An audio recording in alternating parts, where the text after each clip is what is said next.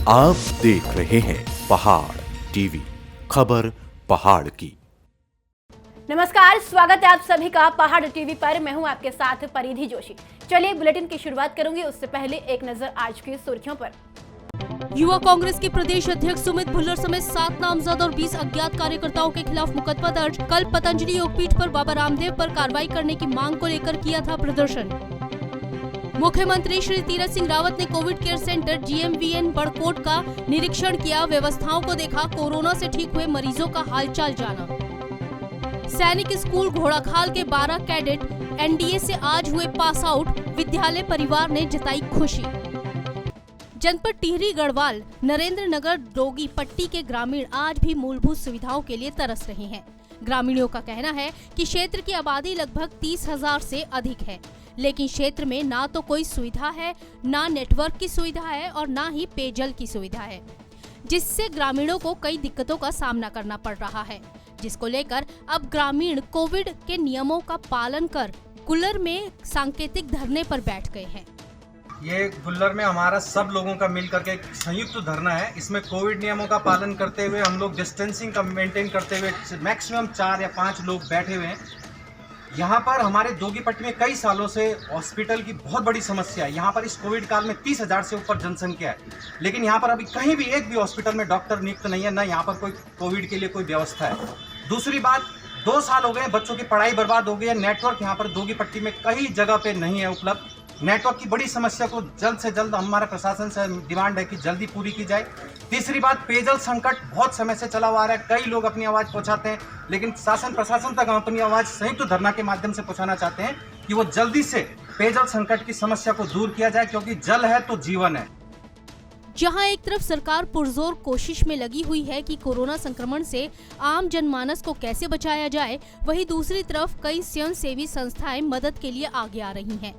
ग्रामीण क्षेत्रों में बढ़ते कोरोना संक्रमण की रोकथाम हेतु प्रेम सागर फाउंडेशन एवं राज विद्या केंद्र की ओर से बांध प्रभावित प्रतापनगर, झाकड़ीधार, थौलधार के 49 ग्राम सभाओं के लिए मेडिकल किट भिजवाई। प्रतापनगर विधायक ने प्रेम सागर फाउंडेशन का आभार जताया। शुक्रवार को प्रेम सागर फाउंडेशन और राज विद्या केंद्र दिल्ली स्थित हेड ऑफिस से बांध प्रभावित प्रतापनगर क्षेत्र के लिए 500 ऑक्सीमीटर, 500 थर्मामीटर व 10-10 हजार मास्क और सैनिटाइजर की मेडिकल किटें भिजवाई गयी। राज विद्या केंद्र के सदस्यों ने लबगांव स्थित फूल सिंह बिष्ट राजकीय महाविद्यालय में मेडिकल सामान की किटें प्रतापनगर विधायक विजय सिंह पवार को सौंपी। राज विद्या केंद्र के सदस्य जगजीत नेगी ने कहा कि फाउंडेशन की ओर से कोविड के मद्देनजर जिले के दूरस्थ ग्रामीण क्षेत्रों में लोगों की मदद के लिए फाउंडेशन की ओर से मेडिकल सामान उपलब्ध कराया गया है। प्रतापनगर विधायक ने कहा कि ऐसे समय में राज विद्या केंद्र की ओर से जो मदद की गई है उसे विधानसभा क्षेत्र के विभिन्न गांवों के जरूरतमंद ग्रामीणों तक पहुंचाया जाएगा। उन्होंने प्रेम सागर तथा राज विद्या केंद्र का आभार जताया। कल ग्राम प्रधान संगठन और जन प्रतिनिधियों द्वारा पूर्व निर्धारित राशन कार्ड प्रकरण, वंचित राशन कार्ड धारकों को राशन देने, डिलीट राशन कार्ड व फर्जी तरीके से बने राशन कार्डों की जांच कराने के मुद्दे पर तहसील परिसर में धरना प्रदर्शन किया गया। आपको बता दें कि क्षेत्र में ऑनलाइन हुए राशन कार्डों में अनेक प्रकार की गड़बड़ियां सामने आ रही हैं, जिससे आम क्षेत्रीय जनता को राशन मिलने में दिक्कतों का सामना करना पड़ रहा है। प्रवक्ताओं ने कहा कि उनके ऊपर गरीब जनता का दबाव है, क्योंकि इस कोविड काल में सरकार द्वारा मुहैया राशन से भी उनको वंचित कर दिया गया है और इसमें जो भी दोषी हों उनके खिलाफ कार्रवाई की जाए। जहां उत्तराखंड में कई सामाजिक लोग कोरोना महामारी को हराने के लिए तमाम उपकरण अस्पताल गांव में दे रहे हैं, इसी क्रम में विधायक सितारगंज सौरभ बहुगुणा ने जनपद नैनीताल के सुशीला तिवारी चिकित्सालय पहुंचकर 10,80,000 के ऑक्सीजन कंसंट्रेटर व 2,40,000 के ऑक्सीमीटर सुशीला तिवारी चिकित्सालय प्रबंधन को CSR मद से दिए। चिकित्सालय परिसर में संक्षिप्त कार्यक्रम में विधायक श्री बहुगुणा के साथ विधायक नैनीताल संजीव आर्य तथा अध्यक्ष BJP प्रदीप बिष्ट भी मौजूद रहे। विधायक श्री बहुगुणा ने 10,80,000 की लागत से 8 ऑक्सीजन कंसंट्रेटर डबल फ्लो तथा 2,40,000 की लागत से 200 ऑक्सीमीटर चिकित्सालय के चिकित्सा अधीक्षक डॉक्टर अरुण जोशी को दिए। सहयोग के लिए सिंगापुर लुनचैंग चुनाव एवं उर्वशी सहाय का आभार व्यक्त किया। जो प्रयासों की आवश्यकता है वो अपनी तरफ से चल रहा है, लेकिन हम धन्यवाद प्रेषित करते हैं आज भाई सौरभ जी का भी और जितने भी हमारे साथी सहयोगी जो CSR के माध्यम से लगातार हम लोगों को फैसिलिटेट कर रहे हैं।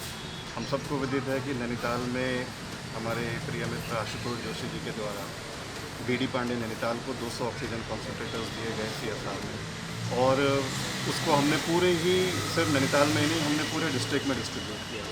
इसके अलावा नैनीताल बैंक के द्वारा हमको 10 ऑक्सीजन कॉन्सेंट्रेटर्स दिए गए। आज इसी कड़ी में बहुत बेहतर और जो लेटेस्ट जिनको हम कह सकते हैं ऑक्सीजन कॉन्सेंट्रेटर्स आज भाई सौरभ ने हमारे सिंगापुर बेस्ड कंपनी है उनका आभार प्रेषित करते हैं आपके माध्यम से। प्रतिमाह आयोजित होने वाला मासिक सम्मेलन पुलिस विभाग की एक पुरानी परंपरा रही है, जिसमें हर माह प्रत्येक थाने व अन्य समस्त शाखाओं से 2 से 5 कर्मचारीगण सम्मिलित होकर अपनी समस्याओं को जनपद के कप्तान के सम्मुख रखते हैं, जिनका महोदय द्वारा मौके पर ही संबंधित को निर्देशित कर निस्तारण किया जाता है। परंतु इस कोरोना काल के कारण क्राइम मीटिंग में कम संख्या में सम्मिलित हुए कर्मचारी गणों को देखते हुए SSP हरिद्वार सेंथिल अबुदई ने पुरानी परंपरा को जीवंत बनाए रखने हेतु वैकल्पिक तौर पर आधुनिक तकनीक का सहारा लेते हुए जनपद के प्रत्येक कर्मचारी से सीधे संवाद स्थापित कर उनकी समस्याओं का निस्तारण करने हेतु गूगल मीट के प्रयोग का निर्णय लिया, जिसके अंतर्गत कल कोतवाली मंगलौर से शुरुआत करते हुए SSP द्वारा गूगल मीट के माध्यम से कर्मचारी गणों की न सिर्फ समस्याएं सुनी गई अपितु उनका मौके पर निस्तारण भी किया गया। कोरोना महामारी का जो सेकंड वेव चल रहा है इसमें पुलिस कर्मी जो है बहुत अच्छा काम कर रहे हैं, इनका ड्यूटी में काफ़ी व्यस्तता भी रहता है। अभी इसलिए हमने सोचा था कि सभी पुलिस कर्मी को जो है यहाँ बुला के सम्मेलन करना कोरोना का प्रोटोकॉल के हिसाब से भी संभव नहीं होता है, इसलिए गूगल मीट के माध्यम से जिस जगह पर उनका पोस्टिंग है, थाने हो या चौकी हो, वहाँ से जो है गूगल के माध्यम से उनसे जुड़ के उनका कोई समस्या है या उनका कोई परिवार वाले का कोई समस्या है इस कोरोना काल में, या कोई भी पुलिसकर्मी हरिद्वार में पहले तैनात है, उनका बच्चे इधर अभी रह रहे हैं और अभी वो कहाँ बाहर तैनात है, उनका कोई समस्या, इसी बारे में हम विचार करके जो है उनका जो भी समस्या है उसका समाधान करने के लिए हम प्रयास कर रहे हैं। इसी क्रम में जो है हम सोच रहे हैं कि रोज़ एक थाने में जो है हम सम्मेलन करेंगे, ताकि जो है अगले 1 हफ्ते 10 दिन का अंदर जो है सभी थाने का हमारा जो कर्मचारी है, पुलिस के कर्मचारी है, इनसे जो है हम संपर्क करके जो है उनका समस्या का समाधान करने के लिए पूरा कोशिश। उत्तराखंड के गन्ना राज्य मंत्री स्वामी यतीश्वरानंद ने मिल प्रबंधकों को मिल बंद होते ही 15 दिन में किसानों के गन्ने का भुगतान करने का निर्देश दिया है। 15 दिन के बाद भुगतान न होने पर मिल प्रबंधकों को एक्ट के अनुसार 7.5% ब्याज देना होगा। हरिद्वार के अटल बिहारी गेस्ट हाउस में मंत्री यतीश्वरानंद और जिले के तीनों चीनी मिल प्रबंधकों की बैठक बुलाई गई थी, जिसमें उन्होंने जिले के सभी मिल प्रबंधकों से गन्ने के बकाया संबंधित जानकारी मांगी। इस दौरान सामने आया कि कई चीनी मिलों पर किसानों के गन्ने का करोड़ों बकाया है। स्वामी यतीश्वरानंद ने सभी मिल प्रबंधकों को 15 दिन में किसानों के गन्ने का बकाया भुगतान करने का आदेश दिया और कहा कि 15 दिन में भुगतान नहीं होता है तो गन्ना एक्ट के अनुसार 7.5% का ब्याज चीनी मिलों को देना होगा। आज गन्ना किसानों का भुगतान लेकर जिलाधिकारी जी, मैं और जितने भी हमारे शुगर मिल के जो प्रबंधक है, 3 शुगर मिल, लक्सर, लिब्बा रेडी, इकबालपुर शुगर मिल, इनके साथ बैठक की है और ये कहा कि जो गन्ना एक्ट में जो प्रावधान है कि मिल बंद होने के 15 दिन बाद गन्ना किसानों का पेमेंट किया जाए, अगर पेमेंट नहीं करते तो उसके ऊपर 7.5% ब्याज लगाकर उसको पैसा दिया जाएगा। तो मैंने अभी जिलाधिकारियों को कहा है कि अगर ऐसी व्यवस्था ये नहीं करते हैं, समय पर गन्ने का भुगतान नहीं करते हैं, इनकी आरसी काटी जाए और उसकी वसूली के आदेश किए जाए। गंगोत्री हाईवे पर चट्टान आने के कारण हाईवे बाधित होने के कारण झाला निवासी एक 17 वर्षीय बीमार किशोर करीब 7.5 घंटे सूनगर में फंसा रहा। किशोर का दर्द बढ़ता देखकर उसके परिजनों ने SDM भटवाड़ी से संपर्क किया। SDM के निर्देश पर मौके पर पहुंची। कोरोना काल के चलते बीते 1 वर्ष से भी अधिक समय से रोजगार बंद होने के कारण इनोवा टैक्सी मैक्सी एसोसिएशन ने बैंक के कर्ज अदायगी को लेकर संभागीय परिवहन अधिकारी के कार्यालय ऋषिकेश पर प्रदर्शन कर पर्यटन उद्योग के तहत मिलने वाली रियायतें दिए जाने की मांग सरकार से की है। हम लोग आज इसलिए सब एकत्रित हुए हैं कि आज हमारा जो पर्यटक रोजगार है वो इस टाइम पे बिल्कुल चौपट हो गया है। हमारा जो गाड़ियों की जो इंस्टॉलमेंट है प्राइवेट कंपनियां वाले हैं या जितने सरकारी कंपनियां वाले बैंक वाले हैं जितने भी हैं ये सब हमें फ़ोन कर करके परेशान कर रहे हैं। आज हम इतने परेशान हो गए हैं कि हम अपनी किस्तें नहीं भर पा रहे हैं, क्योंकि हमारा सारा रोज़गार जो है टूरिज़्म पे टिका है। हमारी टैक्सी नंबर की गाड़ियाँ हैं, हम यात्रा के दौरान ही अपनी 12 महीने की किस्तें भर देते थे। हम सब, हमारा परिवार, हमारे बच्चों की फीस जो भी होता था, हम सब कुछ उसी पे निर्भर होते थे। बाहर के लोग, अब जब बाहर के टूरिज़्म ही लोग नहीं आ पा रहे हैं तो हम कहाँ से भरेंगे। आज हम सब इतने आशाएं हो गए कि हमारे बीच में हमारे जो ये नरेंद्र सिंह नेगी जी, हमारे जो भाई हैं, ये इन्होंने आत्मदाह करने के भी बिल्कुल इच्छुक हैं कि मैं इनके घर में खाने के लिए भी नहीं है। हम इनोवा टैक्सी मैक्सी चालक मालिक एसोसिएशन से हैं और ऋषिकेश से हैं और उत्तरांचल के टैक्सी व्यवसाय से जुड़े हुए लोग हैं और हमारे को अभी तक सरकार ने कोई भी राहत नहीं दी है। हमारे को लगातार बैंक के फ़ोन आ रहे हैं किस्तों के लिए। हमें बिल्कुल आज वो बिल्कुल जलील किया जा रहा है, मजबूर किया जा रहा है और प्रताड़ित किया जा रहा है बैंकों द्वारा। इनकी फाइनेंस हैं गाड़ियाँ और किस्तें भी बहुत मोटी मोटी हैं, 25-25 हज़ार रुपये महीने की किस्त है। आप इस कोरोना काल में हम कैसे देंगे 25 हज़ार। हमारी हाथ जोड़ के विनती है सरकार से, वित्त मंत्रालय से मिलती है कि हमारे जो लोन है वो उद्योग में कन्वर्ट किए जाएँ, उद्योग में उनमें हमें सब्सिडी दी जाए। जब आपने उद्योग का दर्जा दिया है उत्तराखंड को, सिर्फ आज से 3 साल पहले हमारे सतपाल महाराज जी दे चुके हैं, तो हमें उद्योग को मिलने वाली हमें रियायतें क्यों नहीं दी जा रही हैं। सैनिक स्कूल घोड़ाखाल के 12 कैडेट आज एनडीए से पास आउट होंगे। कैडेटों की कामयाबी पर विद्यालय परिसर ने खुशी व्यक्त की है। शनिवार को पासिंग आउट परेड में विद्यालय के छात्र एसएससी उत्कर्ष नैनवाल को एनडीए के पासिंग आउट कोर्स में सर्वश्रेष्ठ शारीरिक परीक्षण के लिए commandant silver medal, ACC Neeraj Singh Pampola को संपूर्ण पासिंग आउट कोर्स में तीसरा स्थान प्राप्त करने के लिए प्रेसिडेंट ब्रॉन्ज मेडल से सम्मानित किया गया। पहाड़ परिवर्तन समिति की जन सेवा की मुहिम से सभी हो रहे प्रभावित। लगातार कई समाजसेवी, कई संस्थाएं जन सेवा को आगे आ रहे हैं। गरुड़ क्षेत्र के कष्टकारा किशन राणा जो पहाड़ परिवर्तन समिति के इस संकल्प से खासे प्रभावित नजर आए।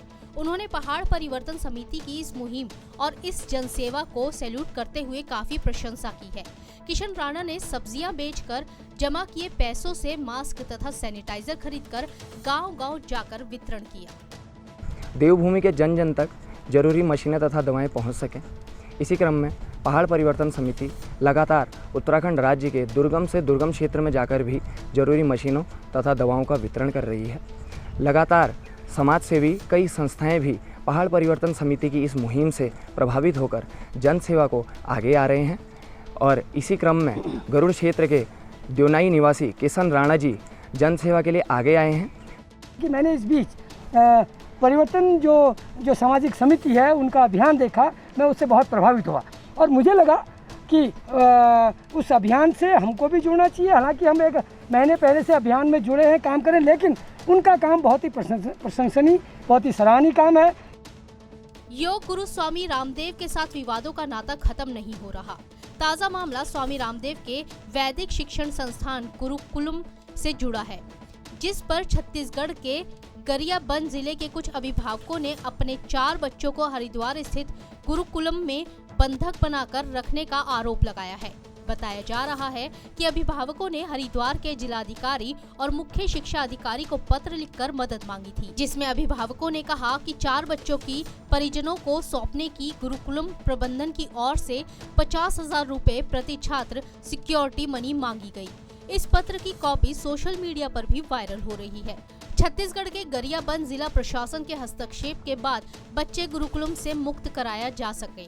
सबसे बड़ी बात ये है कि छत्तीसगढ़ के मुख्यमंत्री भूपेश बघेल ने पूरे मामले पर ट्वीट कर 4 बच्चों को गुरुकुलम में बंधक बनाने की बात कही है। मुख्यमंत्री के ट्वीट के बाद हलचल तेज हो गई है। हरिद्वार के जिलाधिकारी का पूरे मामले पर कहना है कि मामला उनके संज्ञान में आया है। इस पर संबंधित संस्थान से बात की गई है और अधिकारियों को भी जांच के निर्देश दिए गए हैं। एक्चुअली एक शिकायत हमें प्राप्त हुआ है, जिसका जो है पूरा फैक्ट्स जो है निकालने के लिए मैं संबंधित को निर्देश दिया हूँ। जिसमें जो है हम लोगों ने संबंधितों से विभाग से भी बात किया है, संबंधित संस्थान से भी बात किया है। अभी पूरा फैक्ट निकलने के बाद मैं ऑफिशियली बताऊंगा। एक्चुअली मुझे कुछ संदर्भ जो है व्हाट्सएप से प्राप्त हुआ है। व्हाट्सएप से प्राप्त होने के बाद जो है संबंधित विभागों का और संबंधित संस्थान से भी बात किया गया है। जब पूरा फैक्ट जो है मुझे रिपोर्ट के रूप में आएगा तब मैं बता पाऊँ।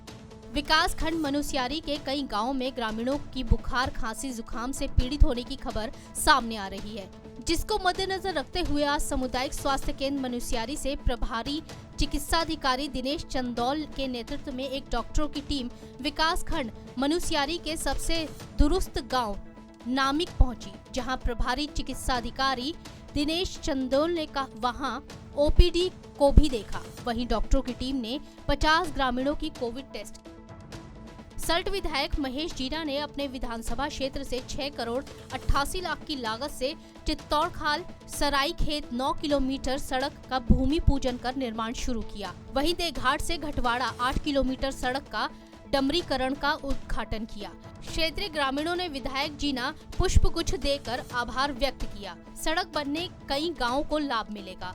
सल्ट विधायक महेश जीना का कहना है कि मेरे छोटे भाई पूर्व विधायक स्वर्गीय सुरेंद्र सिंह जीना के सपने को साकार करूंगा।